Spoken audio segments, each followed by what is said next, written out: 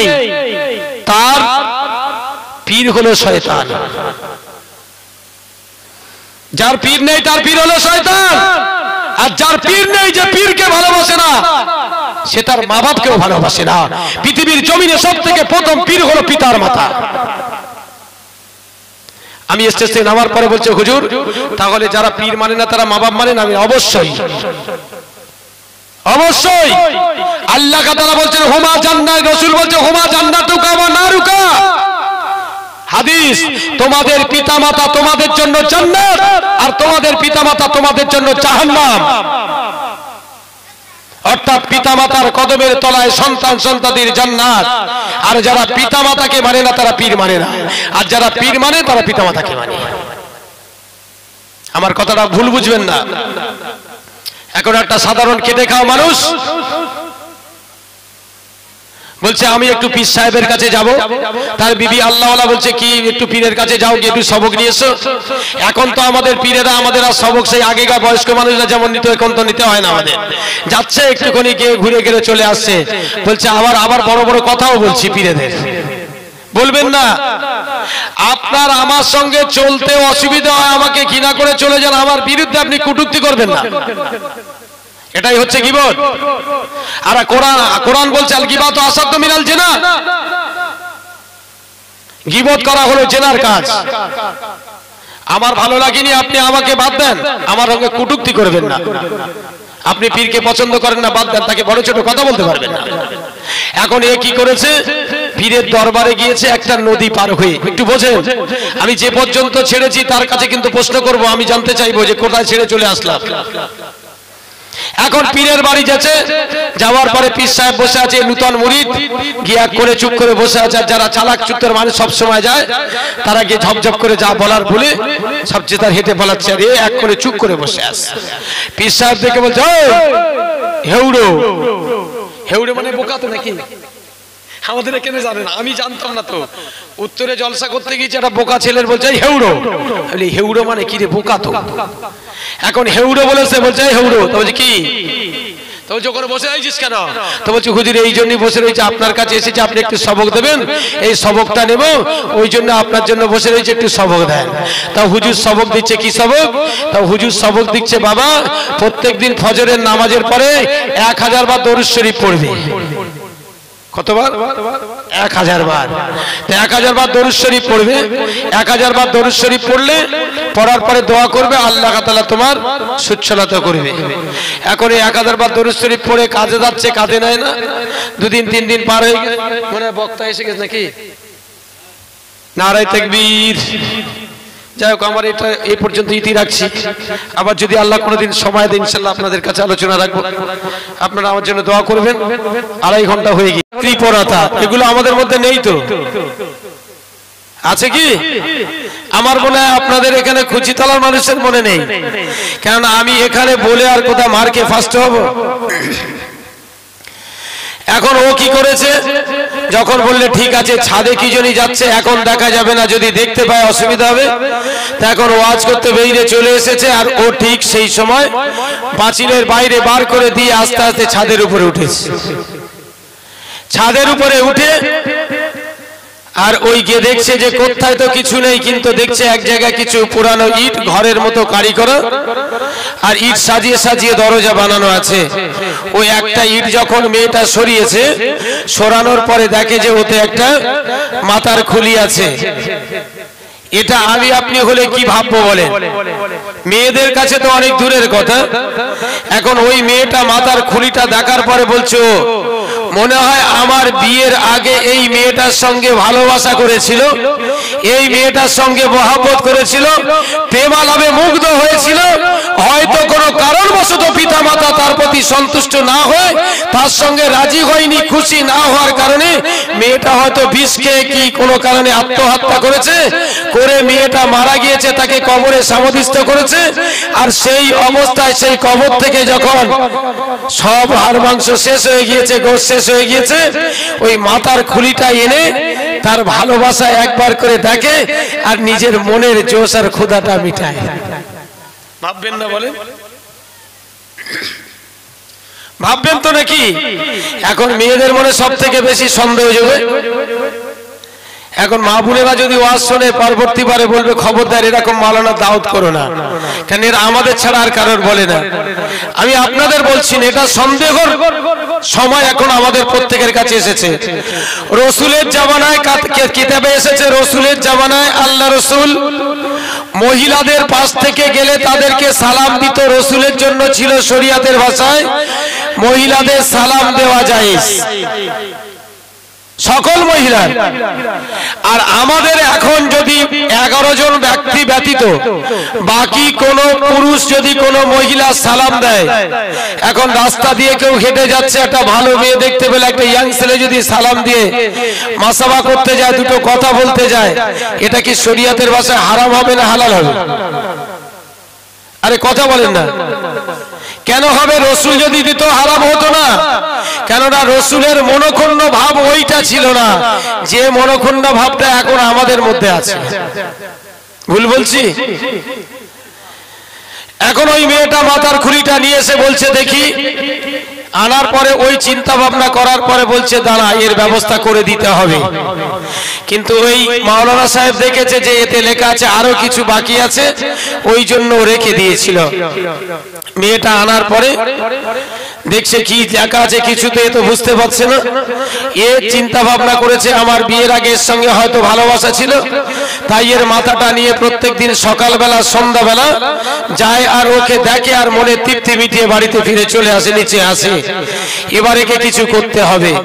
এখন মেয়েটা ওই মাথার খুলিটা নিয়ে বাড়ির পাশের গ্রামে পরিবারেদের বাড়িতে গিয়ে জিজ্ঞাসা করছে, ভাই তোমাদের বাড়িতে কারোর কি হামানদিস্তা আছে? আগে হামানদিস্তা ছিল না, এখন কটা হয়তো নেই। বেশি অংশে যারা চাটনি পাটনি করে তাদের হয়তো হামানদিস্তা আছে বাড়িতে লঙ্কা পেশার জন্য। তা বলছে কেন হঠাৎ তুমি হামানদিস্তার প্রশ্ন করেছো? হামানদিস্তা খুঁজছো কেন? বলছে এই জন্য খুঁজছি যে আমার একটুখানি দরকার পড়ে গিয়েছে, আমার হামানদিস্তা লাগবে ভাই, যদি থাকে একটু দাও। তা সলিমউদ্দিনের মা কলিমউদ্দিনের মারে কিন্তু খুব বন্ধুত্ব, বুঝতে পেরেছেন? তা বললে বু আছে, তা বললে নিয়ে যাও। এখন হামানদিস্তাটা এনেছে, এনার পরে ওই মাথায় লোহার বড় একটা ডান থাকে তো নাকি হামানদিস্তার পেশার জন্য, এখন ওইটা দিয়ে ওই শুকনো মাথার উপরে মেরেছে, মাথাটা 3-4টে টুকরো হয়ে গিয়েছে। যখন টুকরো হয়ে গিয়েছে যাবার পরে ওই হামানদিস্তা দিয়ে গোতা মেরে ওই মাথার খুলিটা পুরো একদম আটা বানিয়ে দিয়েছে, মানে পুরো আটা বানিয়ে দিয়েছে। আটা বানিয়ে দেওয়ার পরে বলছে একে যদি রেখে দিই তাহলে এই আটা দেখে হয়তো কিছু করতে পারে। নিয়ে পাশের পিছনে একটা পুকুর ছিল, পুকুরে গিয়ে হাওয়াতে ছেড়ে দিয়েছে। এখন ওই এক জায়গা থাকবে না, ছড়িয়ে যায়। ছড়িয়ে গিয়েছে, বললে যা এবারে দেখি আমারও লোক এসে কি করে, কার দেখে আর কার ভালোবাসার প্রেমে মুগ্ধ হয়। এ মাওলানা সাহেব সারা রাত জেগে জলসা করেছে, জলসা করে সকালে বাড়ি এসে ওর ব্যাগটা বিবির কাছে দিয়ে সোজা উপরে গিয়েছে। যাবার পরে যখন হাজির হয়েছে, গিয়ে দেখে যে ইটের ঘরটা ভাঙা, কিন্তু যে মাথাটা রেখে দিয়েছিল মাথার খুলি যাতে লেখা আছে আরো কিছু বাকি আছে, সেটা কিন্তু নাই। এখন মাথা খারাপ পাগলের মতো হয়ে নিচে নেমে এসেছে। ব্যাপারটা কি? এই ঘটনাটা কে ঘটালো, কে দেখতে পেল, আর আরো কিছু বাকি আছে সেটা বা জানবো কোথা থেকে? বুঝতে পেরেছেন? এমন সময় মাওলানা সাহেব নিচে যখন এসেছে, মনটা খারাপ। বিবি হাসতে হাসতে বলছে, হ্যাঁ মনটা খারাপ কেন এত? আজকের কি জলসায় গিয়ে কোনো কেউ আপনার মনে দুঃখ দিয়েছে নাকি? কিন্তু আসল জিনিসটা তো বলতে চাচ্ছে না, বলছে না। তা বলছে না, আমি একটা জিনিস রেখে এসেছিলাম ছাদের উপরে, সেই জিনিসটা একটা লেখা ছিল যে আরো কিছু বাকি আছে। তা মানুষ জানি মরে গেলে তার সব শেষ হয়ে যায়, হাড় হাড্ডিগুলো মাটি কিছু ভক্ষণ করে, কিছু ভক্ষণ করতে পারে না। তার জন্য একটা মাথার খুলি আমি জলসায় যেতে গিয়ে রাস্তায় পেয়েছিলাম, পাওয়ার পরে তাকে আমি পা দিয়ে একটু উল্টে দিয়েছি, দেওয়ার পরে দেখলাম তাতে লেখা আছে আরো কিছু বাকি আছে। তাই আমি সেই দিকে খেয়াল করে সেইটা নিয়ে এসেছি, যে ওই মাথার খুলি কেবলমাত্র হাড্ডি পড়ে আছে, তার আবার বাকিটা কি থাকতে পারে? বলছে ও ছোটবেলায় থেকে একসঙ্গে ভালোবেসে মহাব্বত করে করেছো, তাই বাপ মা রাজি হয়নি বিয়ে দিতে, তাই মরে গেছে কোন রকম আত্মহত্যা করে কবর থেকে মাথার খুলিটা তুলে এনে, আর আমাকে বোঝানোর জন্য এত কিছু বলছো না, তার দোবা সেরে দিয়েছি। বলে তার দোবা সেরে দিয়েছি। বলছে কি দোবা সেরে দিয়েছো? বলছে বলবো না। বলছে বলো না একটুখানি আমাকে না একবার দেখাও। তা বলছে না, সই দেখো, সই যে হামানদিস্তা আছে আর ওই লোহার বাঁট দিয়ে কুচে একেবারে ধুলো বানিয়ে পুকুরে ফেলে দিয়েছি। এর তখন ব্রেনটা ঘুরে গিয়েছে। কার? মাওলানা সাহেব বলছে ওরে সর্বনাশ, লেখা ছিল আরো কিছু বাকি আছে। তাহলে এই সেই পরিবর্তন, এর কোচাটা বাকি ছিল, তাই এইটা হয়েছে। মুসলমান আজকের গ্রামের মানুষের চাঁদা দিয়ে, পয়সা দিয়ে, অর্থ দিয়ে, সম্পদ দিয়ে এত বড় একটা ইসালের সবের ব্যবস্থা করেছে, কিন্তু আজকের থাকবে কারা?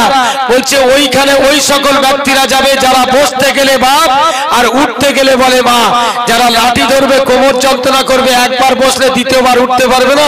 বলে তোরা যত পারিস ওখানে ঘোর আর ওখানে গিয়ে বস, আর আমরা বাজারে ঘুরবো, নিয়ে আমরা চানাচুর, মুড়ি, আপনার বাদাম ভাজা কিনবো, জিলিপি নেবো, বাড়ি যাব, গিয়ে আমরা খাবো, আনন্দ ফুর্তি করবো, জলসায় যাব না। আর যখন দেখবো শেষ দেওয়া হচ্ছে, শালপাতা মাওলানা উঠেছে, দেখা যাবে জায়গা দেওয়া যাবে না। তা আমাদের কিছু বাকি আছে, হবে আস্তে আস্তে, বাকি আছে, হবে, একটু খেয়াল করবেন।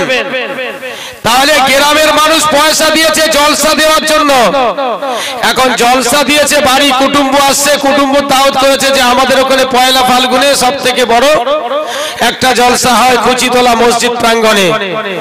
এখন আশেপাশে বাড়িওয়ালার বাড়িতে গিয়ে দেখেন, অনেকের বাড়িতে দেখা গেল বিয়ে বাড়ি ক্ষীরপিঠে অনুষ্ঠানে যতটা গোশ লাগে, কারোর বাড়িতে ততটা গোশ রান্না করেছে। খাবে কারা? ফেরেশতা নেমে আসবে না। আপনার এই পাশের বাড়ি, আপনার চ্যাংদোলা থেকে অমুসলমান ভাইরা এসে তারা খেয়ে বাড়ি চলে যাবে।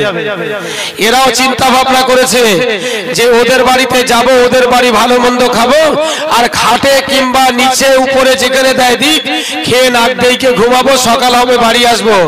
কারণ যদি বাড়িওয়ালা বলে যে তোর ডেকে এনেছি জলসা শোনার জন্য, জলসার মাঠে যা, ও বলতে পারবে না, জানে আমার বাড়ির পাশে যদি চৈত্র মাসে হয়, এর দাওয়াত করলে এ যাবে, আর আমার যদি জলসা শুনতে পাঠায় আমার বাড়ি গেলে আমিও এর খাদ্য খাইয়ে বলবো জলসায় গিয়ে বস, ঘুমানোর কোনো ধান্দা নেই।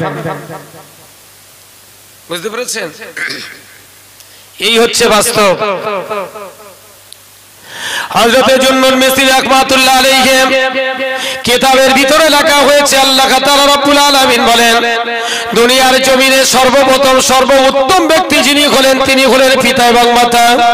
মা বাপ যদি আমাদের স্বচ্ছ পথে ব্যবহার করে, স্বচ্ছ পথে পরিচালনা করে, তাহলে আমরা সঠিক পথের পথিক হতে পারবো। আর মা বাপ যদি আমাদের স্বচ্ছ পথে যদি না পরিচালিত করে, তাহলে আমরা কখনো স্বচ্ছ হতে পারবো না। বাস্তব কথা বলি মুসলমান, আপনি যদি 5 ওয়াক্ত নামাজি হতে পারেন, আপনার বাড়ির ছোট বাচ্চাটা কিংবা আপনার দাদু, আপনি নামাজের মাসাল্লা পশ্চিম দিকে বিছিয়ে দিয়েছেন, দেওয়ার পরে আপনি নামাজের ইক্তেদা করে নিয়ে আপনি সূরা ফাতিহা পাঠ করলেন, সানা পড়লেন, সূরা ফাতিহা পাঠ করার পরে অন্য কোন সূরা জুড়ে দিয়ে আপনি রুকু করলেন, সিজদা করলেন।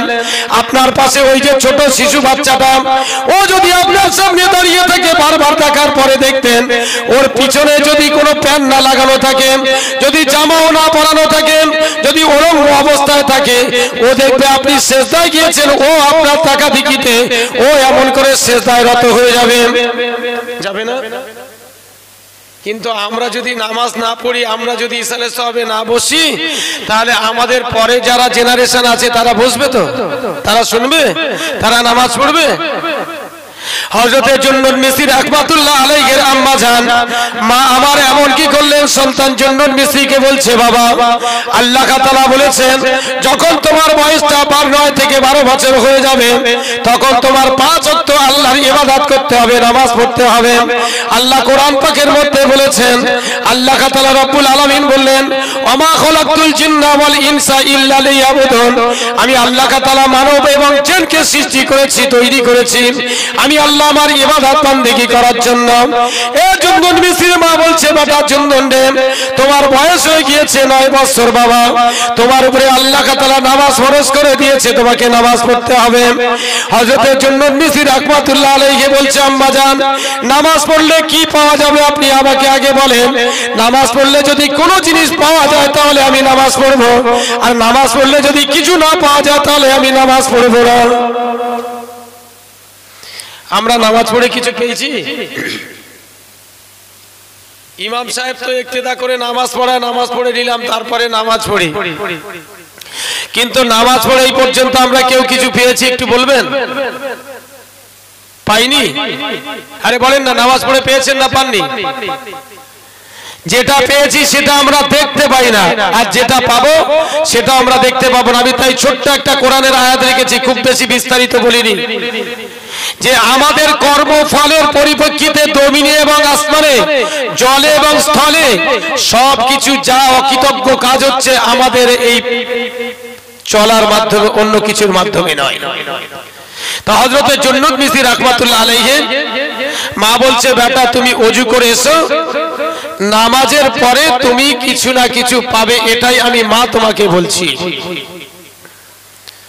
হযরত জুনদুন মিসরি রাহমাতুল্লাহ আলাইহির মা বলছে বেটা যাও, আল্লাহ কোরআন পাকের মধ্যে বলেছেন ইয়া আইয়ুহাল্লাযীনা আমানু ইযা কুনতুম ইলাস সালাতি ফাগসিলু ওয়াজহাকুম ওয়া আইদিকুম ইলাল মারাফিক ওয়া আমসাউ বিরুসিকুম আরজুলাকুম ইলাল কাবাইন।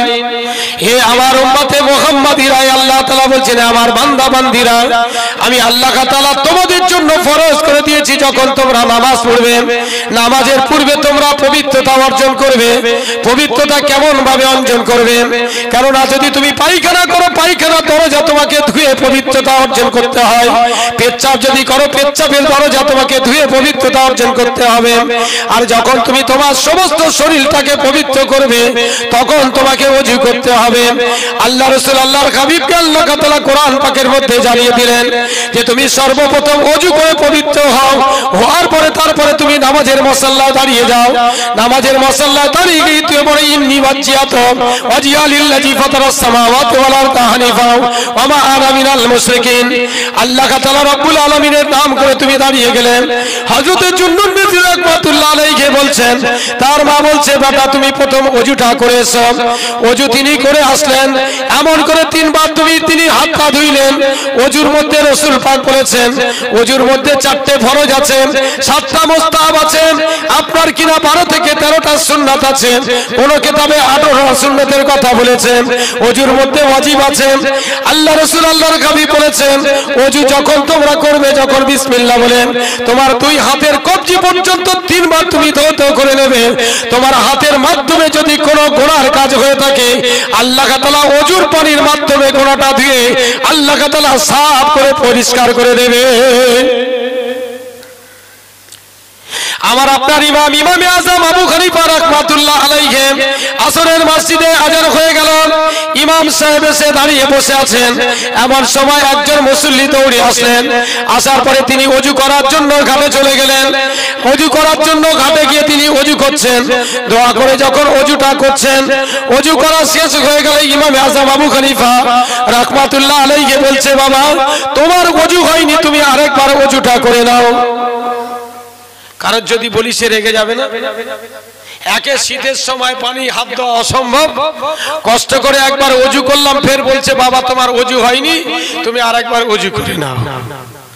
তাও হুজুরের কথা শুনে ফের আরেকবার ওযু করলেন, করার পরে ফের উঠেছে বলছে বাবা তোমার ওযু হয়নি, আরেকবার ওযু করো। আমাদের মতো এরকম লোক হলি বলবে তোর নামাজ রইল, তুই পড়, আমি যে হালাতে আছি ঘরে গিয়ে পড়ে নেব, তাই কি না? এই কথা যখন বলেছে তৃতীয়বার ওযু করেছে। তৃতীয়বার ওযু যখন করলেন, করার পরে এমন সময় বলছে নামাজ ইক্তেদা করেছে, 4 রাকাত নামাজ সমাপ্ত হয়েছে। সমাপ্ত হওয়ার পরে এখন হুজুর দোয়া করছেন। কোন কোন নামাজে আপনার মুসল্লির দিকে ফিরে দোয়া করা হয়? সেটা হচ্ছে ফজর আর আসরের নামাজের পরে। এর অনেকগুলো ব্যাখ্যা আছে, কারণ আছে, সেদিকে যাব না। এখন দোয়া করছে, দোয়া সমাপ্ত যখন হয়ে গিয়েছে, এখন আমার কিছু এক জাতীয় মৌলভী সাহেব উঠেছে, তারা বলছে নামাজের শেষে দোয়া করা চলবে না। বলছে একা একা করতে হবে, মানে যৌথভাবে দোয়া করা যাবে না। যদিও বা করো তাহলে শেষ কালেমা লা ইলাহা ইল্লাল্লাহ বলে মুখে বুসা দেওয়া যাবে না, বিরহমাতিকা ইয়া আরহামার রাহিমিন বলে মুখে বুসা দিতে হবে।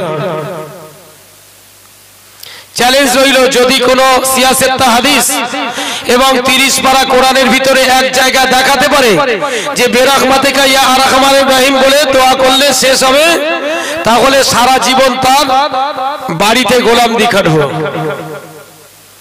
কলেমা পড়ে দোয়া করতে বলেছে যে শেষে যখন তুমি পড়বে লা ইলাহা ইল্লাল্লাহ মুহাম্মাদুর রাসূলুল্লাহ, আল্লাহ তাআলা রব্বুল আলামিন বলছেন এই কলেমার বদৌলতে আল্লাহ তার জীবনের সমস্ত গুনাহ খাতাগুলো ক্ষমা করে দেবে, বলেন সুবহানাল্লাহ। যেমন হযরত আদম আলাইহিস সালাম 350 বছর পর্যন্ত আল্লাহ তাআলা জান্নাত থেকে নামিয়ে দিয়েছিল দুনিয়ার জমিনে, 350 বছর কেঁদেছিল, একবারও পর্যন্ত তার দোয়া আল্লাহ তাআলা কবুল করেনি।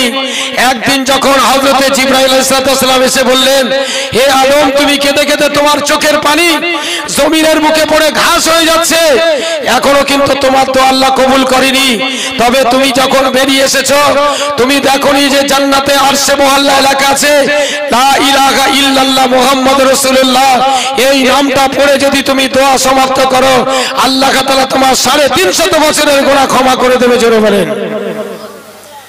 তাহলে আবু জেহেল কলেমা পড়তে অস্বীকার করেছিল, আমরা যদি অস্বীকার করি কি আবু জেহেল হব না? আবু জেহেল মার্কার বড় হয়ে যাবে, বলেন। তেনাকে বলছে বাবা ওযু করে এসে 3 বারে উঠে ঘোরার পরে নামাজ পড়ে বলছে, হুজুর আপনি আমাকে 3 বার ওযু করতে বললেন কেন বলেন? তা বললে বাবা বলতে হবে। বলে হ্যাঁ হুজুর আমি জানতে চাই কেন 3 বার ওযু করতে বললেন? এরকম তো কোনোদিন বলেন না।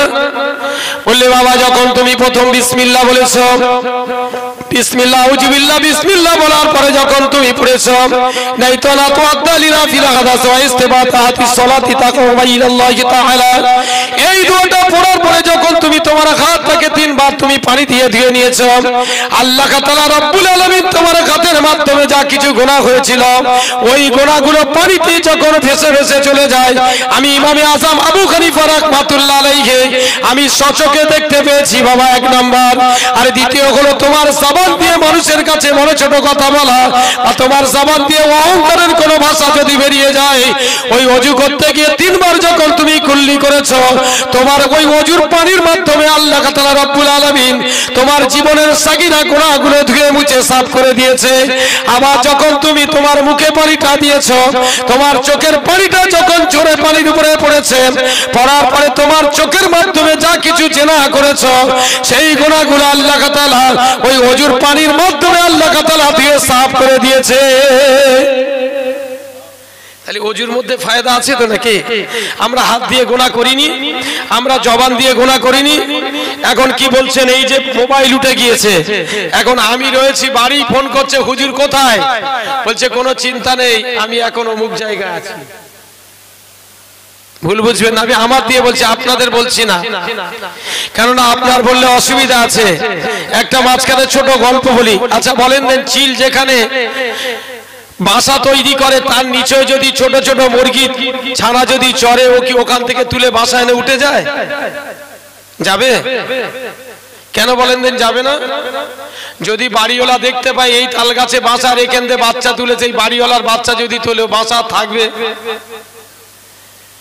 থাকবে না, ভেঙে নেবে। এখন ও ছিল ওই জায়গা তোলে না, ও অন্য জায়গা মাল চলে যায়। সকাল হয়েছে, ও এখন আল্লাহর কাছে বললে আল্লাহ তুমি তো বলেছো ওমা মিন দাব্বাতিন ফিল আরদি ইল্লা আলাল্লাহি রিজকুহা, পৃথিবীর জমিনে সকলের রুজির দায়িত্ব তুমি নিয়েছো, রুজি দেবে আল্লাহ। তুমি তো বলেছো আল্লাহু ইয়ারযুকু মাইয়াশাউ বিগাইরিল হিসাব, আল্লাহ তুমি দুনিয়ার জমিনে মানুষের রিজিক দাও, তার কোনো হিসাব থাকে না।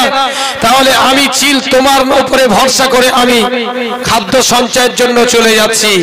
এখন যেতে গিয়ে এখান থেকে আপনার কিনা ওই রাস্তার মোড়ে গিয়েছে, চিল উড়ে গিয়েছে, বাড়ি ছেড়ে গিয়ে দেখে ওখানে একটা ঘাসের ভিতরে একটা ছোট্ট বিড়ালের বাচ্চা শীতে কাঁপে কেঁপে একদম জড়সড় হয়ে এক জায়গায় শুধু খালি মিমি শব্দ ব্যবহার করছে। আর এ চিল দূর থেকে দেখতে পেয়ে ছোঁয়া মেরে, ছোট বাচ্চা, ও তুলে নিয়ে বাসায় এসে হাজির। কারণ আমি প্রথম বলেছি আমাদের একটা লোভ আছে, ও এখন বাসায় রেখে দে বলছে আজকের বেইরে যখন প্রথম খাদ্য পেয়েছি তাহলে আজ বাড়ালে মনে আরো কিছু মাল পাবো। এখন ওই বাসায় খাদ্য ছানার কাছে ওই বিড়ালের বাচ্চাটা ও খাদ্য হিসাবে ইঁদুর বলে ধরে নিয়ে এসেছে, রেখে দিয়ে ও আবার যখন উঠতে উঠতে চলেছে, যেতে যেতে মনে করুন ঘুটিয়ারি পার হয়ে চাম্পাটি পার হয়ে চলে গিয়েছে শিয়ালদায়, যাওয়ার পরে গিয়ে একটা খাদ্য পেয়েছে। পাওয়ার পরে ও ফের বাড়িতে বাসায় এসে আসার পরে দেখে যে বাসায় যে খাদ্যটা এনে রেখে দিয়ে গিয়েছিল সেও নেই, এবং যে দুটো ছোট বাচ্চা ছিল সেও নেই। কে খেলো? এবার ও এসে দেখছে কি ব্যাপার, আর ও খেয়ে দিয়ে নিচে নেমে এসে আরামসে জঙ্গলের ভিতরে বসে মেয়ে করে ডাকছে। তার কারণ ওটাই হলো ওর ভাষা। ওই ভাষায় বলছে, আল্লাহ আমাকে তুমি দুর্বল করেছিলে, আমি ওই গাছে উঠে খাদ্য নিতে পারতাম না, কিন্তু তুমি আমাকে এমন ভাবে তুলে ওই গাছের খাদ্যটা আমাকে খাওয়ালে। আল্লাহ তোমার মতো এত বড় দয়ালু পৃথিবীতে আর কেউ নাই। জোরে বলেন সুবহানাল্লাহ। তাহলে আমাদের খাদ্য কে দেয়? ভুল বলছেন। আমাদের খাদ্য কে দেয়? আমি যদি চাষ না করি বলবে হুজুর চাষ না করলে খাওয়া হয় না। এখন খাদ্যের মালিক হচ্ছে আল্লাহ। এই দৃঢ়তা যদি আমাদের মধ্যে থাকে তাহলে আমাদের ঈমান আছে, আর নইলে আমাদের সব শেষ। আমি আলোচনা আসছি, কিছু মনে করবেন না। এমন সময় যখন বললে তোমার এইগুলো ধুয়ে মুছে সাফ হয়ে যাবে, তাহলে ও এসে ডাকার পরে এমন করে নিজে নিজে বলছে, ও খোদা এ কি হলো? ও এখন চিল নিজে নিজে বলছে, নেহরেতে নিটি পিটি তুলিলাম ডালে, আর তে ছাড়া আকায় শুনেছো কোন কালে। মুসলমান তুমি খেয়াল করে দেখো, মুসলমান ছাড়া মুসলমানের কেউ ক্ষতি করতে পারবে না। তোমার গালের চিপ তোমার দাঁতে কামড় দেবে, বাইরের কোন মানুষ তোমাকে কামড় দিতে পারবে না। আজকের আল্লাহ রাসূল আল্লাহর কবি বলছেন এমন সময় যে কথা বলতে গিয়ে চলে আসলাম। হযরতে জুন্নাত মিসরি রাহমাতুল্লাহ আলাইহির মা বলছে, বাবা তুমি একটু ওযু করে এসো। ওযু করে আসার পরে আমি মা তোমাকে নামাজের মুসাল্লা বিছিয়ে দেব, আর ওই নামাজের মুসাল্লায় বিছিয়ে বসে বসে বসে দাঁড়িয়ে দাঁড়িয়ে তুমি নামাজ আদায় করবে। নামাজ আদায় করলে তুমি বলেছো মা কি পাওয়া যাবে। এটা বলতে বলতে চলে গেলাম তো নাকি? এখন ও কি করেছে, মা নামাজের মুসাল্লা বিছিয়ে দিয়ে আর বাড়ির পাশে দোকান দুটো ভালো ভালো লজেস এনে নামাজের পাটির তলায় দিয়ে বিছিয়ে দিয়ে বলছে, বেটা যাও ওই ঘরে গিয়ে তুমি বসে নামাজটা দাঁড়িয়ে দাঁড়িয়ে নামাজ আদায় করে নাও। এখনো 4 রাকাত পড়ার পরে এসে বলছে মা কিচ্ছু পাইনি। বলছে বাবা জোহরের নামাজ হচ্ছে ক রাকাত? 7 রাকাত তো নাকি? 12 রাকাত। আর জুম্মার দিনে ক রাকাত? 2 রাকাত। কি বলছেন আপনারা? বলছেন 22। এই মসজিদে যতগুলো মুসল্লি হয় বলেন দেন 2 রাকাত পড়ে পালায় না অধিকাংশ থাকে? আলহামদুলিল্লাহ। ওই জন্য আপনাদের নাম বলছি না, বলে মার খাবো। আর আমরা দেখেছি যে খোদার ফেরেশতা আসে, তাতে আবার জুতো চুরি হয়।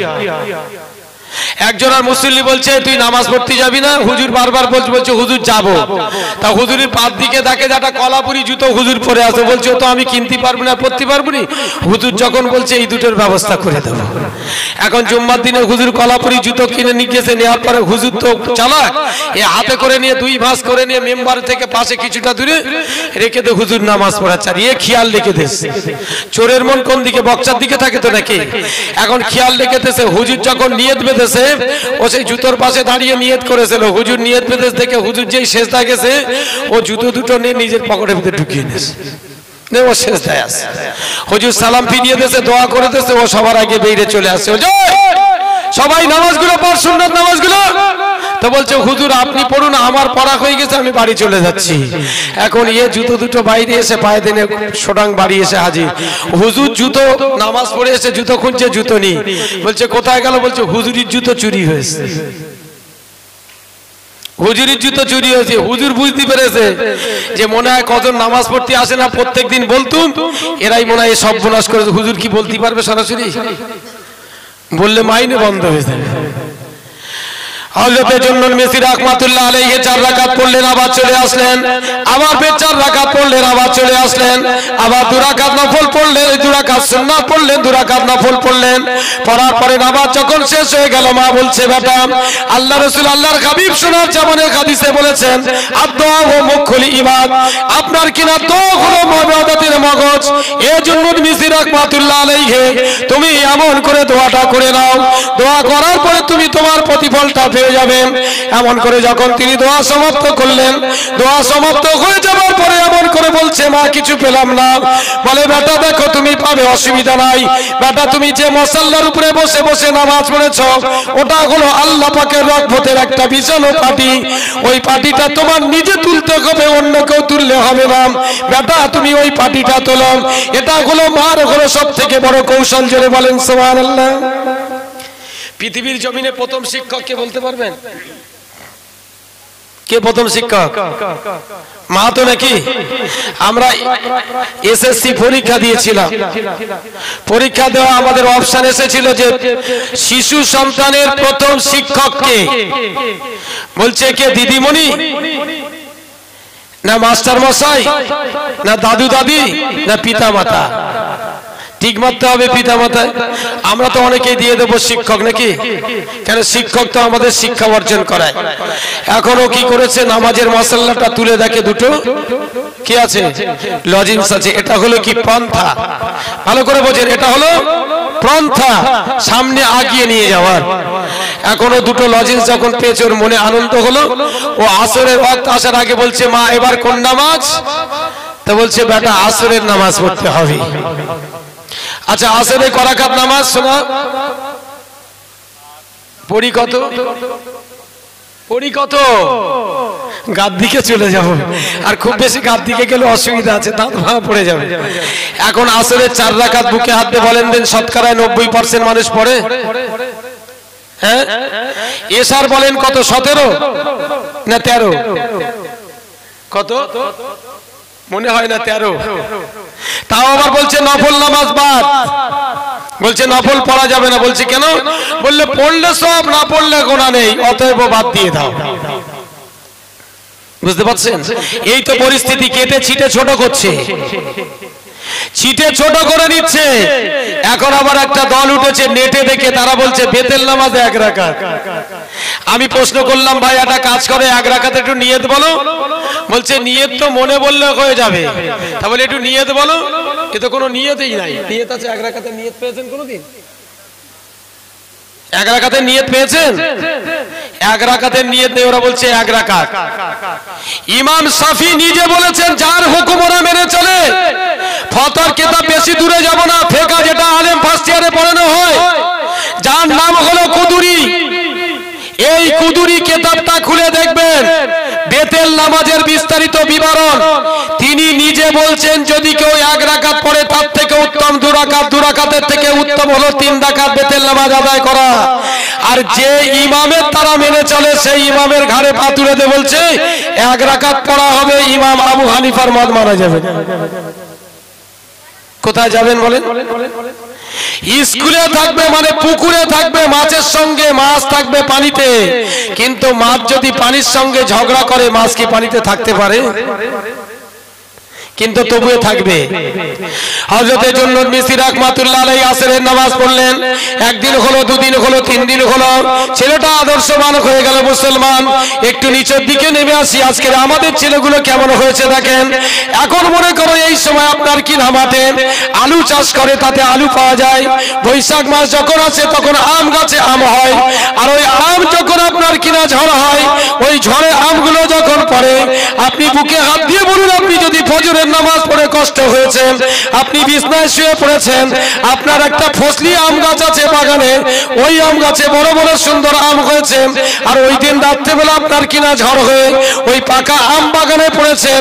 আপনি সকালবেলা যদি একটু যেতে গিয়ে বেলা করে যান, তাহলে আপনি গিয়ে ওই বাগানে আম পাবেন না, অন্যজনের বাড়ি হেঁটে চলে যাবে। বলেন, আরে পাবেন না, অন্যজনের বাড়ি হেঁটে যাবে। এখন এ চিন্তা করেছে যে আমাদের তো গাছ নেই, আর কিছু মানুষ আছে তারা সন্দেহ হলে বলে এই যে আজকে ঝড় হয়েছে, ছাবাল্লা বলে ও মা, বলছে কি? বলছে খবরদার, আজকে কি সুন্দর ঝড় হয়েছে, সেই ওদের ফসলি বাগানে লাল লাল আম দেখেছি মা ঝুলছে, কিন্তু তুই একটুখানি সকাল সকাল আমার ডেকে দিস, উঠে যাবো আর নিয়ে আসবো, এনে কেটে আমটা পান্তাতে আর চিনিতে মজা করে খাবো। এখন মা বলছে বেটা তোর মনে আছে? বলছে হ্যাঁ। তা বলছি এখন গিয়েছে, সকাল করেছে, ভোরে আজান মৌলভী সাহেব ইমাম সাহেব আজান দিতে দেরি করেছে, তো ওর মা ডেকে দিতে দেরি করে, দেখে দেশে ও ঘুম ভরে চোখ জ্বলতি জ্বলতি গিয়ে বাগানের বেড়ার গায়ে ধাক্কা মেরেছে, চোখে কিলেছে ফুটে, থোবনা গেছে ফুটে, যায় হোক গে রক্ত পড়ছে, গিয়ে তাকে বাগানে কিছু আম, লাল তোতামুখী আম পড়ে রয়েছে, এ যতটা পেরেছে গুড়িয়ে এনেছে, দেখছে নেবার জায়গা নেই, প্যান্ট খুলে একটা মাথা ধরে তার ভিতর ঢুকিয়ে বেঁধে নিয়ে বাড়ি চলে আসছে অন্ধকারে। বাড়ি যখন আসছে, ঢুকছে মা অন্ধকারে, দেখে ছেলে গেছে প্যান্ট পরে ন্যাংটো কিনে আসছে, মা ঘরের দরজা খুলে বেরিয়েছে ছুট। ও তখন বলছে, মা তোর ছাবাল আমি সেই সলিমউদ্দিন। বলছে, আরে তোর ওই অবস্থা কেন?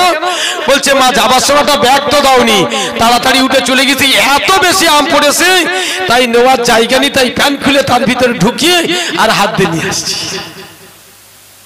আচ্ছা বলেন, ও মা আমটা খাবে না খাবে না? তাহলে মা খেলো, ছেলেও খেলো, ভালো করে বোঝেন, মা খেলো, ছেলেও খেলো। এখন আমটা খাওয়ার পরে পরের দিনে বলছে, ও মা, তা একটা গরুর বাচ্চা আছে, বেটাকে বলছে, বেটা গরুর বাচ্চাটা একটু মাঠে মেরে দিয়ে দিন। তো গরুর বাচ্চা মেরে দিতে গিয়ে দেখে যে আলু চাষ করেছে, আর আলুর ভাটি ফেটে গেছে, বড় বড় আলু দেখা যাচ্ছে। এখন আলু 40 টাকা কিলো, যখন মনে করো ওইরা মাল যদি পায় কেউ ছেড়ে দেবে। এখন ও কি করেছে, গোটা কত তুলে জামা পরা ছিল, জামা খুলে তাতে বেঁধে নিয়ে মাথায় করে নিয়েছে, মার কাছে ধবাস করে ফেলে দিয়েছে। মা বলছে, বেটা কি? বলছে, মা সবচেয়ে দামি জিনিস। বলছে, কোথায় পেয়েছি? সেই সলিমউদ্দিনের ভাই কলিমউদ্দিন চাষ করেছে, তার ওই ভাটিতে দেখি বার হয়ে গেছে বড় বড় মাল, দেখে এই কোটা নিয়েছি। মা বলছে, বেটা কালকে যখন গরু নিয়ে যাবি তখন একটা ব্যাগ হাতে করে নিয়ে যাবি। এমা আপনাদের এখানে নেই, আমাদের ওখানকার কথা বলছি, আপনাদের এখানে নেই। থাকলে আর এই এত বড় জলসা, এই 6 জন মানুষ, এমা আপনাদের এখানে নেই। এমন সভা হযরত জুন্নদ মিসরি রাহমাতুল্লাহ আলাইহির মা।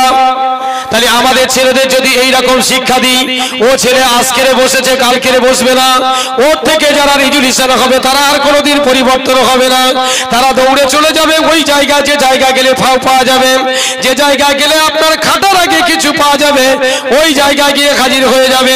হযরত জুন্নদ মিসরি রাহমাতুল্লাহ আলাইহির মা এমন করে হঠাৎ রাতের বেলা আপনার কিনা ফোন এসেছে, ও জুন্নদ মিসরি মা, আমি তোমার আব্বা ফোন করছি, বাবা আমার শরীর বড় খারাপ, আমার শরীর খারাপ, আমার বাড়িতে এসে একটু আমাকে দেখা করবে, আমাকে সঙ্গে করে নিয়ে একটু ডাক্তার বাড়িতে নিয়ে যেতে হবে।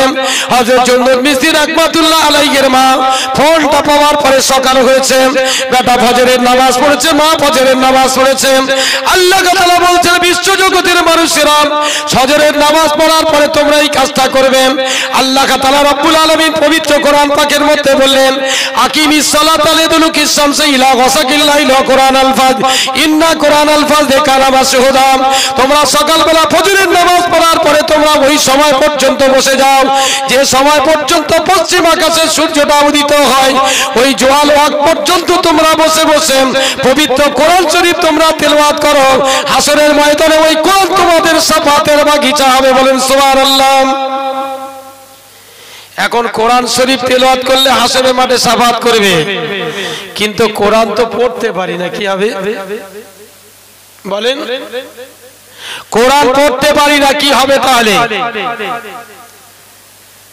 তাহলে কোরআন পাক আমরা পড়তে পারি না, বাড়িতে যদি থাকে, আল্লাহ রাসূল আল্লাহর হাবিব বলেছেন, কোরআন যদি বাড়ি থাকে, যদি নিয়মিত পাঠ করে, ওই কোরআনের বাদৌলাতে আল্লাহ তার বাড়িতে বড় ধরনের কোনো বালা দেবে না, জোরে বলেন। কিন্তু আগে সবে বরাতে বাড়ি ইমাম সাহেবরা তাকের উপরে পড়ে থাকা কোরআন শরীফে কখনো বা মুরগিতে সেখানে তা করে দিয়েছে, কিংবা ধুল পড়ে এতটা মোটা হয়েছে। আগে বৃদ্ধ ইমাম সাহেবরা বাড়িতে গেলে সবে বরাতের সময় যে নেসফুস সাবান আসছে, বাড়িতে গিয়ে অন্তপক্ষে ওই কোরআন ঝেড়ে তারা পড়তো। আর এখন আমরা এত স্ট্যান্ডার্ড হয়ে গিয়েছি, আমি বলেছি প্রথম ছিল তালপাতা, তারপরে শালপাতা, বুঝতে পেরেছেন? আর এখন তালপাতা শালপাতা নেই, বলছে এখন প্লেট, বলছে প্লেটও চলবে না, এখন কড়ির মাল নিয়ে এসো। তার মানে এক এক করে উন্নতি। আগে ইমাম সাহেবরা গিয়ে অন্তপক্ষে ধুল পড়া কোরআনটা ঝেড়ে তারা একটা আয়াত দুটো আয়াত একটা দুটো সূরা পড়ে 2 টাকা 5 টাকা যা দিত পকেটে করে নিয়ে বাড়ি আসতো। এখন কিন্তু শবে বরাতের সময় আমরা যদি পড়তে যাই অনেক জায়গা পড়া উঠে গিয়েছে, বলছে ওসব বেদাত, কেন পড়বে, ও পড়া চলবে না, পড়ে কি লাভ আছে? কিন্তু আল্লাহর কোরআন বলছে মান জা বিল হাসানাতি ফালাহু আশরু আমসালিহা ওয়া মান জা বিস সাইয়্যাতি ফালাহু ইজ্জু ইল্লা মিসলুহা। যদি তুমি পবিত্র কোরআনের একটা আয়াত যদি পড়ো, একটা আয়াত পড়লে একটা আয়াতে যে কটা অক্ষর আছে প্রতি অক্ষরের বিনিময়ে আল্লাহ তাআলা তোমার নামায় আমলে 10টা করে নেকি দেবে। জোরে বলেন সুবহানাল্লাহ। তাহলে ওই ইমাম সাহেব যদি বাড়িতে গিয়ে পড়ে 10 টাকা পকেট থেকে যাবে বলে এরা ফতোয়া তুলেছে শবে বরাতের দিন ইমাম সাহেবের এসে পড়তে হবে না, ও পড়া বিদআত। কেন 10 টাকা পকেট থেকে চলে যাবে? তাহলে ওই কোরআন যখন পড়বে আপনার বাড়িতে ওই শবে বরাতের দিনে যতগুলো অক্ষর পড়বে প্রতি অক্ষরের বিনিময়ে আপনি 10টা নেকি পাবেন, যে ব্যক্তি পড়লো সে 10টা নেকি পাবেন, আর যে বাড়িতে বসে পড়া হয়েছে সেই বাড়িতে আল্লাহ 10টা রহমত নাযিল করবে। বলেন সুবহানাল্লাহ। তাহলে এক এক করে উঠে যাচ্ছে না? আমি ওই জন্যই বলেছি যে দুনিয়ার জমিনে যা কিছু হচ্ছে আমাদেরই কর্মফল, অন্য কিছু নয়। হযরত জুন্নাত মিসরি রাহমাতুল্লাহ আলাইহির আম্মা জান সকাল হয়েছে, বেটাকে বলছে বেটা তোমার নানা জানের শরীরটা অসুস্থ, আমি একটু দেখতে যাব বাবা, তবে আমি তোমাকে বাড়ি রেখে যাচ্ছি বাবা, নিয়মিত তুমি নামাজটা আদায় করবে, তোমার নামাজটা আদায় করতে হবে। বেটা বলছে মা তোমার তো চিন্তা নাই, জোহরের যখন আজান হবে আমি সঠিকভাবে ওযুটা করে নামাজ পড়ে নেব, কিন্তু এ কতদিন মা প্রত্যেকদিন নামাজের মুসাল্লার তলায় আপনার কিনা 2টো করে লজেস দিয়ে আর মুসাল্লাটা বিছিয়ে দেয়, বেটা ওযু করে সে নামাজ পড়ে, কিন্তু মা সকালবেলা ফজরের নামাজ পড়ে বেরিয়ে চলে গেলাম, জোহরের আজান যখন হয় মা তখন রয়েছে বাপের বাড়িতে, এদিকে জোহরের আজান হয়ে গিয়েছে, বেটা ওযুটা বানিয়ে নিয়েছেন, নেওয়ার পরে বেটা এমন সময় মুসাল্লা বিছিয়ে দিয়ে নামাজের জন্য যখন বেটা নিয়ত করে নিয়ে নামাজে দাঁড়িয়ে গেল, এদিকে মা চিন্তা করছে আল্লাহ তাআলা আমি আমার ছেলেকে তোমার রাস্তায় পরিচালনা করার জন্য আমি 5 ওয়াক্ত নামাজের মুসাল্লা বিছিয়ে দিতাম, আর তার ভিতরে 2টো করে আমি লজেস দিয়ে দিতাম, আমার বেটা নামাজের পরে ওই লজেস 2টো খাবে, আমার বেটার একটু আনন্দ হবে, আমার বেটা তোমার সন্তুষ্টির দিকে এগিয়ে চলে যাবে, আমার বেটা 5 ওয়াক্ত নামাজের প্রতি মহব্বত বাড়বে। আল্লাহ আমি জুন্নুন মিসির মা আজকে রেতাম, আমি তো বাড়ি নাই, আমি বাপের বাড়ি এসেছি, আমার বেটার ওই নফস মুসাল্লার তলাইতে আল্লাহ আজকে 2টো লজেসকে ঢুকিয়ে দেবেন। আল্লাহ তুমি যদি সত্যিকারের তোমার সন্তুষ্টি লাভের জন্য আমি জুন্নুন মিসির মা যদি সত্যিকারের এই কাজটা করে থাকি, আল্লাহ আজকের ওই নামাজের মুসাল্লার তলায় 2টো লজেন ঢোকানোর তোমার দায়িত্ব দিলাম। কি আল্লাহ দেবে না দেবে না? বলেন কি করে দেবে? আমরা তো নামাজ পড়ি না, তো কিরাম দোয়া করলি হবে? আল্লাহ রাসূল আল্লাহর হাবিব বলছেন সালাসাতু মাকবুলান, 3 শ্রেণীর ব্যক্তিত্ব আল্লাহর দরবারে কবুল হয়। 1 নম্বরে হলো ওয়ালিদুল ওয়ালিদাইন, যদি পিতা মাতা কোন সন্তানের জন্য যদি দোয়া করে আল্লাহ তাআলা তার দোয়াটা এমন করে কারেন্টের সুইচ মারলে বাল্ব জ্বলতে যতক্ষণ না সময় লাগে তার থেকে দ্রুত গতিতে আল্লাহর দরবারে কবুল হয়। জোরে বলেন সুবহানাল্লাহ। কিন্তু মুসলমানের ছেলেরা মা বাপ বাড়িতে আছে, মা বাপকে তোয়াক্কার করি না, কিন্তু যদি শ্বশুর আর শাশুড় এসে হাজির হয়ে যায়, মাকে একবার মা বলি না, বাপকে একবার বাপ বলি না, শ্বশুরকে বলি আব্বাজি আর শাশুড়িকে বলি আম্মাজি। এই তো বাস্তব নাকি? বলেন। মা এদিকে বলছে বেটা, মা বলছে এই বেটা কোথায় যাচ্ছিস? বলছে মা একটু বাজারে যাচ্ছি। তা বলছে তুই তো জানিস আমি একটু নেশা করি, তা আমার জন্য 2 টাকার পান নিয়ে আসিস দেন। এদিকে শ্বশুর শাশুড়ি আছে, বিবি শুনে নিয়েছে যে মার 2 টাকার পান আনতে বলেছে, ও বলছে মা ঠিক আছে আনবাল, তোমার চিন্তা নেই। এদিক থেকে বালিশ মন্ত্রী গিয়ে বলছে তোমার মার জন্য যদি 2 টাকার পান আনো, আমার মার আর আমার বাপের জন্য 10 টাকার ছানার সন্দেশ যেন আসে। বুঝতে পেরেছেন? এখন বেচারিটা বাজারে গিয়েছে, যাওয়ার পরে বলছে সর্বনাশ, বাজার করে তো আর মাত্র 10টা টাকা আছে, কিন্তু যদি মাছজনী পাননি তাহলে এগাজনী সানা সন্দেশ নেওয়া হবে না, আর সানার সন্দেশ যদি না নে বাড়ি ঢুকি না অবস্থা খারাপ হবে। আচ্ছা বলেন, ওই ছেলে বাইরে গিয়েছে, দোয়াটা করবে কে? মা করবে, বাপ করবে, না শ্বশুর না শাশুড়ি করবে? বলেন বলেন, কে দোয়া করবে? কি সর্বনাশ দেখেন। ওই জন্য ইমাম সাহেবরা প্রতি নামাজের শেষে পড়ে ওয়াকফিদ লাহুমা জানাহাজ্জুল মিনার রাহমাতি ওয়া কুর রাব্বির হামহুমা কামা রাব্বায়ানি সগীরা। জোরে বলেন সুবহানাল্লাহ। মা বাপের জন্য যে আল্লাহ আমার আম্মা জান আব্বা জান আমাকে ছোটবেলায় যেমন ভাবে লালন পালন করেছে, এখন তারা বৃদ্ধ হয়েছে, বয়স হয়েছে, আমরা তাদেরকে যেন ওইভাবে লালন পালন করে তোমার কোলে দিতে পারি। তোমার কোলে বলতে কি আল্লাহর কোলে না কবরে? কবরে যেন শোয়াতে পারি। হযরত জুন্নুদ মিসরি রাহমাতুল্লাহ আলাইহির মা নামাজের মুসাল্লা বিছিয়ে সিজদায় পড়ে গেল, শুকরের নামাজ আদায় করে বলছে, আল্লাহ তাআলা আজকের আমার ছেলের নামাজের মুসাল্লার ভিতরে পাটির ভিতরে লজেজ দেওয়ার দায়িত্ব তোমার উপরে দিয়ে দিলাম আল্লাহ, কেননা আমি মা আজকের বাড়িতে নাই, প্রত্যেক দিনে দিয়ে দিতাম। আল্লাহ তাআলা রব্বুল আলামিন মায়ের দোয়াটা কবুল করে নিয়ে ফেরেশতাকে ডেকে বলছে, আমার রহমতের ফেরেশতা, আমি আল্লাহ তাআলা রব্বুল আলামিন তোমাকে আদেশ করলাম চলে যাও।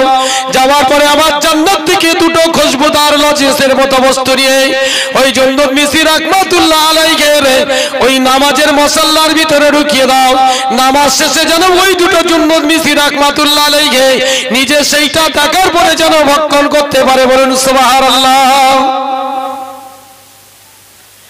তাহলে মার আদর্শ, বাপের আদর্শের ছেলে মেয়ে আদর্শিত হবে।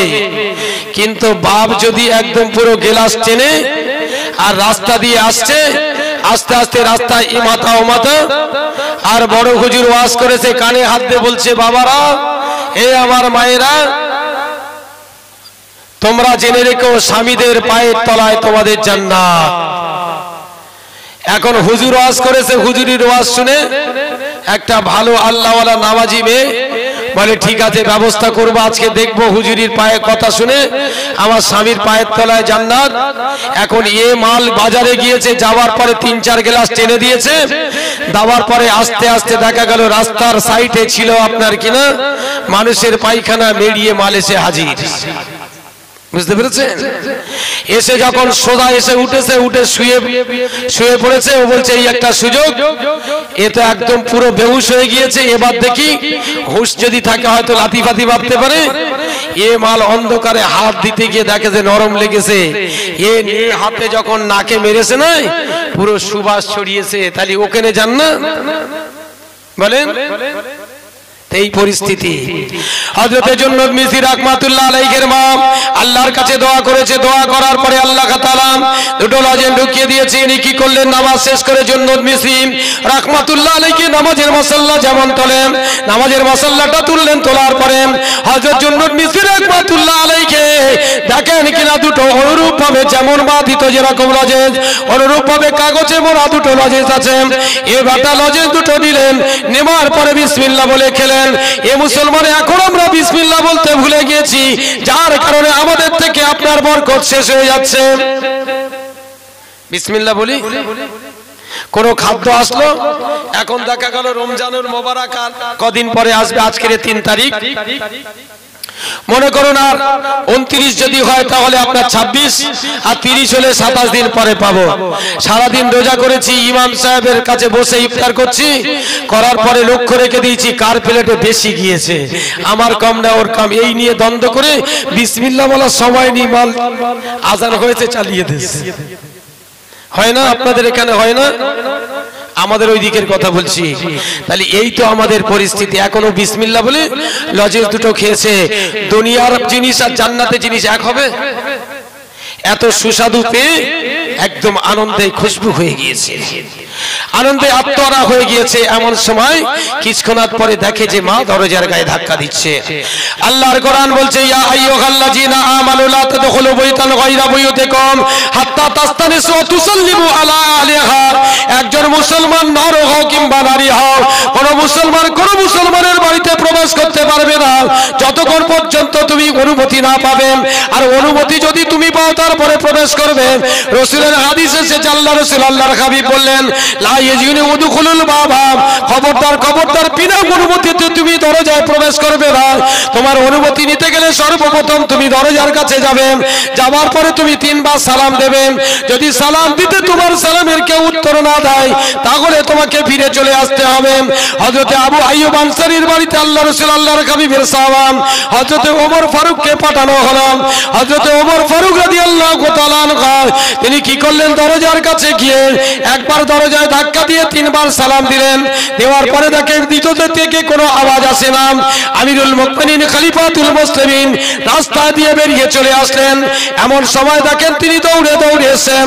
দেখেন যে আমিরুল মুমিনিন খলিফাতুল মুসলিমিন আমার বাড়ির সামনে এসে 3 বার সালাম দিয়েছেন। সালামের উত্তর না পেয়ে তিনি বাড়িতে চলে যাচ্ছেন। তিনি সামনে গিয়ে বলছে, ভাই আসসালামু আলাইকুম ওয়া রাহমাতুল্লাহি ওয়া বারাকাতুহু। এখন বলেন, সালাম আপনি দেবেন, আসসালামু আলাইকুম ওয়া রাহমাতুল্লাহি ওয়া বারাকাতুহু।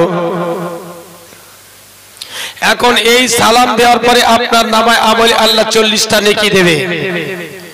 এখন যে ব্যক্তি প্রথম সালাম দেবে তার নেকি বাড়বে না যে ব্যক্তি সালামের উত্তর দেবে তার নেকি বাড়বে? তাহলে সালাম দেবে যে ব্যক্তি, আল্লাহ তাআলা তার নামায় আমলে বেশি নেকি দিয়ে দেবে। আর যে জবাব দেবে বলছে তাহলে সে কি কম পাবে? সালাম দেওয়া হলো সুন্নাত আর সালামের উত্তর দেওয়া হলো ওয়াজিব, তাই কিনা? এখন আপনাদের কাছে প্রশ্ন রাখবো, আপনাদের মধ্যে থেকে ধরুন 2 জন ব্যক্তি চার দোকানে গিয়ে চা খাচ্ছেন, আর সেই জায়গায় অমুসলমানদের ভাড়া বেশি। এখন চা খেতে খেতে আমার মতো একটা খুচরো বলি সাহেব গিয়েছে, যাওয়ার পরে দেখেছে যে হয়তো ওর ভিতরে 2-1 মুসলমান আছে, এ তাদের দিকে লক্ষ্য করে সালাম দিয়েছে। এখন বলেন, ওর ভিতরে যদি পাক্কা আমার মতো এরা ইমানদার থাকে তাহলে সালামের উত্তর দেবে, দিলে পরিচয় হয়ে যাবে যে মোল্লার বেটা। আজকের মুসলমানের ছেলেরা লাঞ্ছিত ভর্জিত হতো না যদি এরা অন্তপক্ষে লেনিনের মতো ছোট একটু দাড়ি রাখতো, আর বাইরে যাওয়ার সময় যদি মাথায় একটু করে টুপি রাখতো, তাহলে একটা কম্পার্টমেন্টে যদি 10টা টুপি তোলা থাকতো আর 10টা দাড়িওয়ালা টুপি পরে থাকতো, ওই কম্পার্টমেন্টে যদি 100 মুসলমান থাকতো তারা ওই 10টা টুপি দেখে ভয় পেয়ে যেত না? বলেন। কিন্তু আমি যদি একা মৌলী সাহেব পড়ে যাই আর সবাই যদি আপনার কিনা আকবাস সেজে যায়, তাহলে কেউ ভাববে যে এখানে মোল্লা আছে কিনা, ভাববে। কিন্তু আজকের আমরা আদর্শ হারিয়েছি। আল্লাহ রাসূল আল্লাহর হাবিব বললেন, মান আহাব্বা সুন্নতি ফাকাদ আহাব্বানি ওয়া মান আহাব্বানি কানা মাই ফিল জান্নাহ। আমি রাসূলুল্লাহ জানিয়ে দিলাম, আমার সুন্নাত যে ব্যক্তি পালন করবে, আমার সুন্নাত মোতাবেক চলবে, আমার সুন্নাতের পয়রবি করবে, আমার সুন্নাতের ভালোবাসবে, আমার সুন্নাতকে আগলে ধরবে, আমি রাসূলুল্লাহ হাসরের ময়দানে ওই ব্যক্তিকে সঙ্গে না নিয়ে জান্নাতে যাব না। একটু জোরে বলেন সুবহানাল্লাহ। আরো দুঃখ লাগে, আসল কথা বলছি, হয়তো আপনাদের মনে কষ্ট হচ্ছে। রাসূলের সুন্নাতে দাড়ি রেখে দিয়ে যেটা ফতোয়ার কিতাবে এসেছে, মাওলানা রুহুল আমিন সাহেবের লেখা ফতোয়ার কিতাবে, যে বিড়ি খাওয়া হলো মাকরুহে তাহরিমি, সুন্দর রাসূলের দাড়ি রেখে দিয়েছে, দেওয়ার পরে বিড়িটা ঠেকিয়ে দিয়ে ঠুকে দিচ্ছে। বিড়ি লাগার থেকে আগে দাড়িতে লাগছে, বেইজ্জতি হচ্ছে না? এই রাসূলের যখন বেইজ্জতি করব, তাহলে দুনিয়ার বুকে আমরা বেইজ্জতি হব না? তাই আল্লাহ রাসূল আল্লাহর হাবিব বলেছে, তোমরা একটুখানি বেইজ্জতির হাত থেকে হেফাজত। রাসূল বলেছেন, আমি এইটা সবথেকে ভয় লাগে যে শেষ জামানায় মানুষ নামাজ না পড়ে যতটা না পথভ্রষ্ট হবে, তার থেকে বেশি পথভ্রষ্ট হবে তারা দুনিয়ার জমিনে। দুনিয়ার মানুষের স্ট্যাটাস দেখে, চলাফেরা দেখে তারা সেই কাজ করবে। আজকের আপনারা দেখেন বাড়ির একটা ইয়াং ছেলেকে দেখেন বাড়িতে খাওয়া হয় না, এমন কিছু ছেলেরা আছে বাড়িতে ভালো মতো খাওয়া হয় না, কিন্তু সে আজকের এমন কায়দায় চুল কেটে এসেছে। গত পরশু দিনে কথা বলতে বলতে একজন বলছে, হুজুর 1200 টাকায় চুল কেটেছি। একটা ছেলে চুল কেটেছে 1200 টাকায়। আমার তো আমি শুনে আশ্চর্য যাই, বলি ভাই আমি তো 20 টাকায় কাটি। তো বলছে হুজুর আপনি বসেন, বাচ্চাদের মতো নেড়া করে ছেড়ে দেয়, আর আমাদের কত কায়দা করেছে দেখেননি। এখন এইটাই সমাজে স্ট্যাটাস চলছে, তাই না? আল্লাহ রাসূল আল্লাহর হাবিব বুখারী শরীফের হাদিসে এসেছে, হাদিসটা আপনার কিনা আলেমে পড়ানো হয়।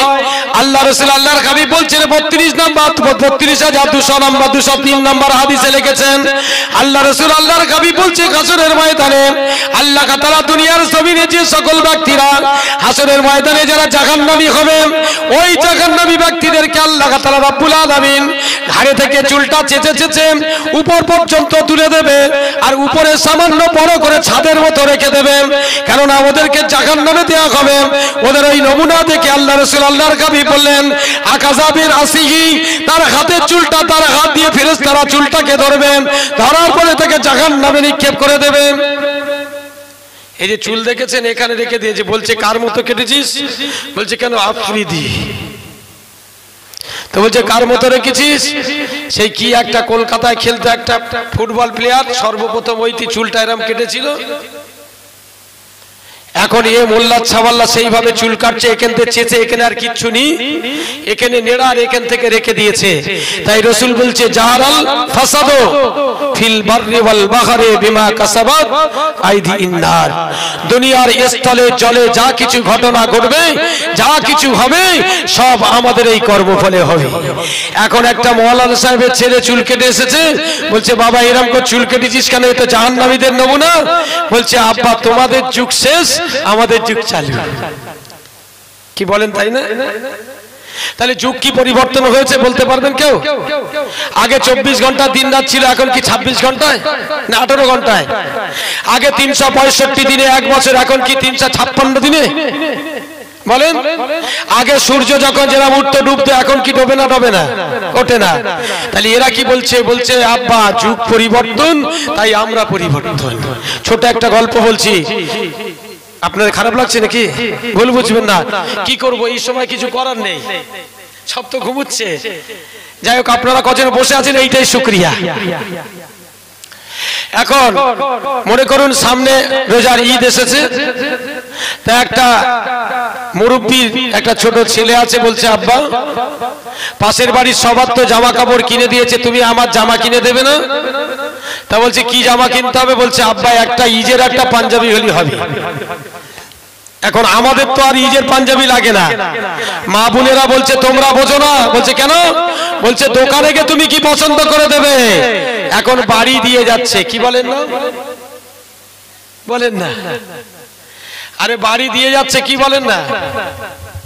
কি সর্বনাশ! আপনাদের এখানে হয় না নাকি? বাড়ি দিয়ে যায় না, অর্ডার করলে দিয়ে চলে যাচ্ছে। কি বলে ওটা? এই তো যাক আলহামদুলিল্লাহ, ফ্লিপকার্ট। এখন আপনি ছবি দেখে পাঠিয়ে দেবেন, আপনার বাড়ি দিয়ে চলে যাবে। তবে কি দিচ্ছে, বাঁশ দিচ্ছে কি কঞ্চি দিচ্ছে দেখতে পাবেন। বাঁশ দিচ্ছে কি কঞ্চি দিচ্ছে দেখতে পাবেন না। ফিরিয়ে দিলে তো ফিরিয়ে নেবে, ওরা তো জানে যে বাঁশটা দিলাম, ফিরিয়ে নিতে গেলে এবার বলবে যে মালটা দেবো ওর থেকে আরো 200 টাকা বেশি। আর এ তো দেখছে পয়সাও ফেরত দেবে না, মাল যদি না নিয়ে অবস্থা খারাপ, বলে ভাই হয় হোক ফেরত দে। বুঝতে পেরেছেন? ভুল বুঝবেন না আমাকে। এখন ওর বাপের বলেছে, ওর বাপ বলছে বাবা ঠিক আছে কালকে তোর এনে দেবো কি ঈদের পাঞ্জাবি। এখন দোকানে গিয়েছে, রেডিমেড তৈরি করা রেডিমেড দুটো আলাদা হয়। এখন গিয়েছে একটা পাঞ্জাবি, বলেছে ছেলে কত বয়স? বলছে ছেলের বয়স 12। তা বলছে ঠিক আছে একটা পাঞ্জাবি আর একটা পায়জামা বার করে দিয়েছে। বলছে হবে তো? বলছে হ্যাঁ হবে।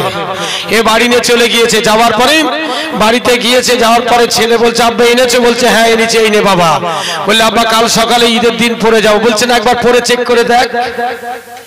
এখন পরে চেক করে দেখে যে ঈদেরটা লেবুর গাঁটের উপরে থাকতে হবে, নিচে দিলে কি হবে? লাআনাতাল্লাহু লা ইয়ানজিরু ইলা ইয়াউমাল কিয়ামা। যদি কেউ তার পায়ের কাপড়টা যদি লেবুর গাঁটের নিচে নামিয়ে দেয়, হাসরের ময়দানে আল্লাহ তাআলা তার দিকে রহমতের নজরে তাকাবে না। তা বলছে আব্বা যান চারামূল আমার এই ঘাটের নিচে নেমে পড়েছে। তা বলছে আব্বা এক্ষুনি কি করা যাবে? তো সেলাই করতে দিলে হয়তো এ দেবে না। তা বলছে বাটা ঠিক আছে, তোর চিন্তা নেই, আমি ঠিক করে দিচ্ছি। এখন এ মুরব্বি গিয়ে বিবির বলছে, করিমের মা বলছে কি হলো, এত রস করছো কেন? কালকে ঈদ না, জানো না? তা বলছে এই দা ছেলের যে ইজেরটা এনেছি চারামূল বেশি হয়েছে, একটুখানি কেটে আর সেলাই করে দিস দেন। তা বলছে ঠিক আছে, ঈদের দিন আমি ঠিক আছে করে দেবো, এখন একটু ঘর পাড়া ঝাড়পাট দিচ্ছি, তুমি বড় বড়কে বলো। তো এর বলেছে এ এখন এবার আবার শ্বশুর গিয়ে বড় বউকে বলছে বৌমা, তো বলছে আব্বা কি ব্যাপার? তো বলছে একটুখানি এই তোমার দেওরের চারামূল বেশি হয়েছে, কেটে আর একটুখানি মুড়ে সেলাই করে দিয়ে দেন, কাল সকালে ঈদে যাবে। এখন বড় বউ গেছে, বড় বউ বললে আব্বা পরে দিয়েই যাও, ওখানে রেখে দাও। তো ওখানে রেখে দিয়েছে। মেজো সাবালের বোর কাছে গিয়েছে, সে বলছে আব্বা ওখানে রেখে দাও, আমি ঠিক সময় পেলি করে দেবো, মাল ফিনিশ করে দেবো। এখন ছোট বোর কাছে গেছে, ছোট বউ বলছে আব্বা ঠিক আছে বলেছেন যখন মুরব্বি, আমার এখন কাজ নেই, আমি শুরু করে দিই। এখন ও চারামূল কেটে, কেউ ডাকিনি, ও চারামূল কেটে আর মুড়ে আর সেলাই করে যেখানে রাখতে বলেছে বড় বউ, মেজো বউ আর গিন্নি, ও সেখানে রেখে দিস। এখন রেখে দেওয়ার পরে এবার মেজো বউ একটু ফাঁক পেয়েছে, বললাম আমার শ্বশুর বলেছিল, শ্বশুরের কথা শুনতে হবে, মানতে হবে। ও কি করেছে, ও চারামূল মাল কেটে ও সেলাই করে রেখেছে। এবার বড় বউ ফাঁক পেয়েছে, বড় বউ কি করেছে, চারামূল ও কেটে ও সেলাই করেছে। এবার সর্বশেষে আছে কে? মা। এখন বউ ও কি করেছে, দেখেছে যে স্বামী বলেছে স্বামীর পায়ের তলায় জান্নাত। এখন স্বামী যখন বলেছে ও কি করেছে, ও চার আঙুল কেটে ও মাল সেলাই করে টাইয়ে রেখে দিয়েছে। সকাল হয়েছে, ফজরের আজান, আজানের পরে ইমাম সাহেব আসছে, বেলা 7:45 জামাত হবে। এরপরে যদি কেউ আসো জামাতে তোমরা শরীক হতে পারবে না, আর দ্বিতীয়বার জামাতে নামাজ পড়ার কোনো মুরব্বি মানে ইমাম সাহেব পাওয়া যাবে না। এখন এ কি সকালবেলা উঠে গরু যেমন আমরা কুরবানি দিলি সাবান মেয়েকে পরিষ্কার করে তুলে দিই, এখন এর বলছে মা আমার একটু পরিষ্কার করে দাও। এখন ভালো করে শ্যাম্পু মেয়েকে সাবান দে, বেটা ছেড়ে দেছে। বলছে মা কোথায়? বলছে সেই বেড়ার গায়ে টাওয়ানো তোর মালটা চলে যা। এখন এই বেড়ার গায়েকে ভাবির বললে পেড়ে দাও। এখন ভাবি পেড়ে দিছে, ও পরে দেখেছে উড়েতের উপরে উঠেছে। কোথায় উঠেছে? উড়েতের উপরে। কেন বলছি বুঝবেন পরে, ছিটছি বলছি না, সেটা হচ্ছে এখন উড়েতের উপরে উঠেছে, ও কান্না শুরু করেছে। বাপ বলছে কাঁদছিস কেন? তো বলছে আব্বা কি সর্বনাশ করেছে? বলছে কেন? বললে সকাল রাত্রে পড়েছিলাম চারামূল বড়, আর এখন দেখছি উড়েতের উপরে পড়ে গেলে তুই ইমাম সাহেব মারবে। এ পাঞ্জাবি পরবো না পায়জামা পরবো? তা বলছে কি ব্যাপার দেখি? তা বলছে এই ব্যাপার। তা বলছে আরে কে সর্বনাশ করেছে? বলছে কেন? তা ওর মা বলছে তুই করেছি। বলছে আমি চারামূল কেটে ছোট করে দিছি। বড় বউ বলছে আব্বা তুমি আমার বলেছিলে সময় পেয়ে চারামূল ছোট করেছি। আর সেজে বউ বলছে আব্বা তুমি বলেছিলে আমি চারামূল করেছি। তাহলে চারজনে 16 আঙুল আর 2 আঙুল কোন মূল্য কত হয় বলেন? 8। 16 আর 8 কত? 24 তো নাকি? 24। তাহলে জুম্মার নামাজ কত বললাম? কত? 22। বলছে আখেরি জোহর পড়বো কেন? কি পড়বো কেন? আখেরি জোহর পড়বো কেন? বলছে বাদল জুম্মা পড়বো কেন? বলছে কাব্বাল জুম্মা পড়বো কেন? মসজিদে ঢুকবো কোন রকমে 2 রাকাত তাহিয়াতুল ওযু আর 2 রাকাত দখলেল মসজিদ। ইমাম সাহেব খুতবা দেবে, ঢুকবো আর খুতবায় নামাজটা শেষ হবে, 2 রাকাত পড়াবে, ইমাম সাহেব দোয়া করে শেষ না হতে হতে আমরা মসজিদের বাইরে। সেটা হচ্ছে তো নাকি? ভুল বুঝবেন না আমাকে, সেটা হচ্ছে। একটু দরুদ শরীফ পড়েন, আগে যায় দরুদ শরীফ। আল্লাহুম্মা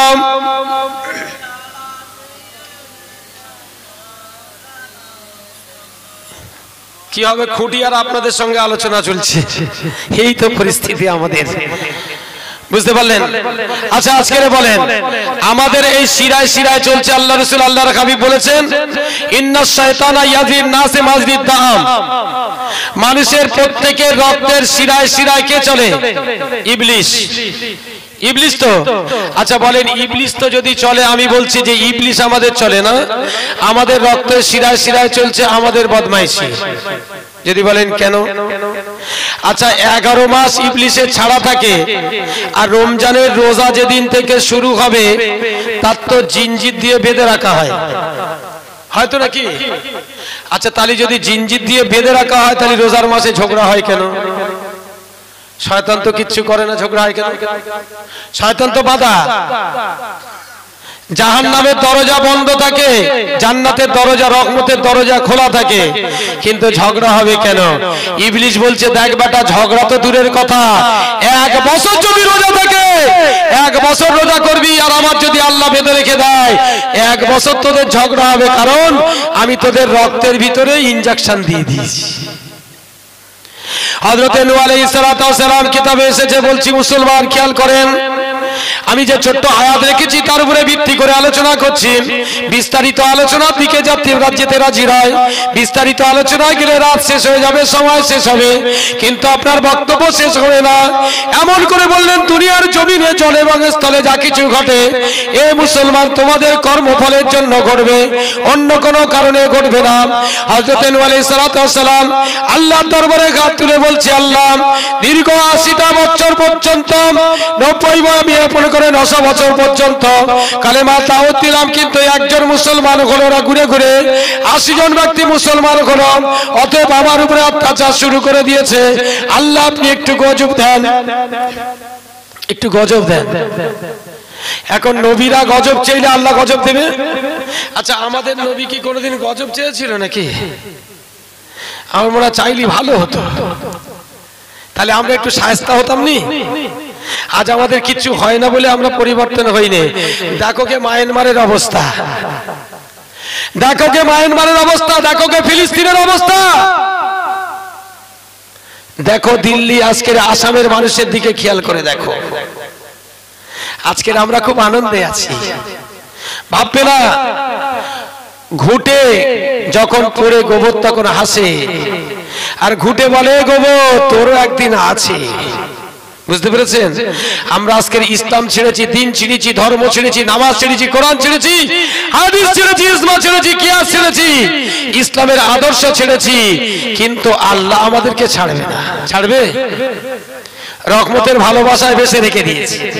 একটু খেয়াল করেন, যেদিকে বলছিলাম, এখন সময় আমি বুঝতে পারছি অসুবিধা হচ্ছে আপনাদের, না তো উঠছেন কেন? একটুখানি বসেন, অল্প সময়, এমনি কেউ নেই, আর যদি উঠে উঠে যায় তাহলে তো আমি কার সঙ্গে আলোচনা করব?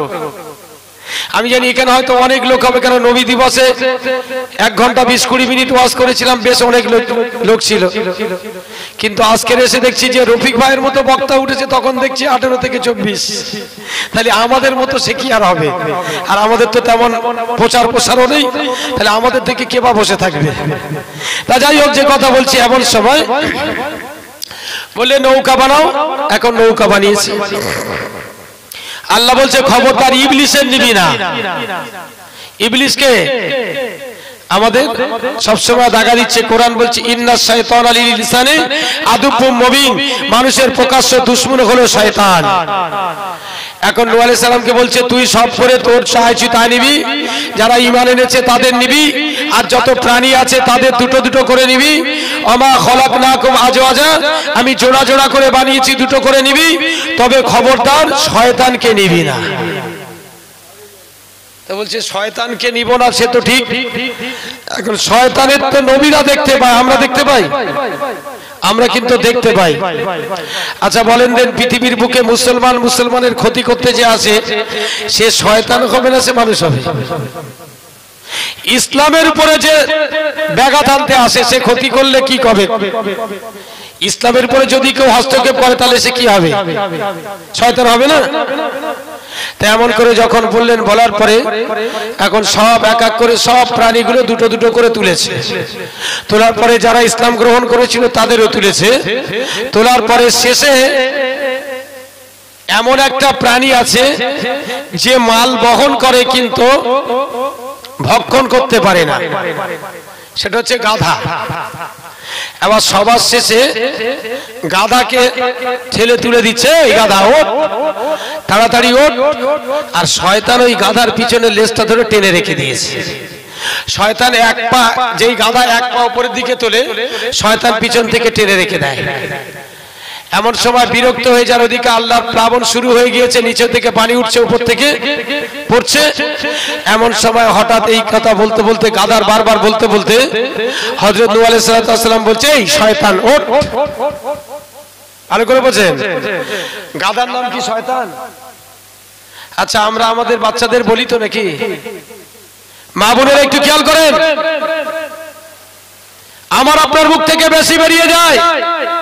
ছেলে সামান্য যদি অপরাধ করে, এরা এই ভাষাটা দিয়ে দেয়, সেটা হলো কি খিঞ্জির, যার অর্থ হলো কি শুয়োর। ভাইরাও পর্যন্ত বলে, চিন্তা করি যে এরা কি মুসলমান, এরা কি মুসলমান। নিজের ছেলেকে বলছে ওই ভাষা, মা বলছে, বাপ বলছে, কখনো আবার মা স্বামীকে বলছে, স্বামী আবার বউকে বলছে। আচ্ছা বলেন, এটা কি শরিয়াতের ভাষায় বলা যাবে? বলেন, এটা বলে তো না? বলে না? বলেন, বাস্তবে বলে না? এখন ও কি বলছে? গাধাকে বলছে শয়তান ওঠ। এখন সঙ্গে সঙ্গে শয়তান কি করলো? গাধার থেকে আগে লাফ দিয়ে উপরে উঠে গিয়েছে, তারপরে গাধা উঠে গেল। মা বোনেদের কাছে অনুরোধ করব, আপনাদের ছেলেদেরকে এই ভাষা প্রয়োগ করবেন না, আজ থেকে শিক্ষা নেন। জীবনে এই ভাষাটা বলবেন না, কারণ এইটুকু খেয়াল করবেন, যদি ও ওই হয় তাহলে আপনি কে? যদি ওই সন্তান আপনার, যদি ওই বাচ্চা হয়, তাহলে আপনি কে হলেন একটু খেয়াল করে কথা বলবেন। সকলকে বলছি, হাদিসের কথা আমি হারুন আমার বাপের ঘরের কথা বলিনি। এখন যখন বলেছে শয়তান ওঠ, এখন গাধা কি করেছে? গাধার থেকে আগিয়ে ইবলিস উঠে গিয়েছে।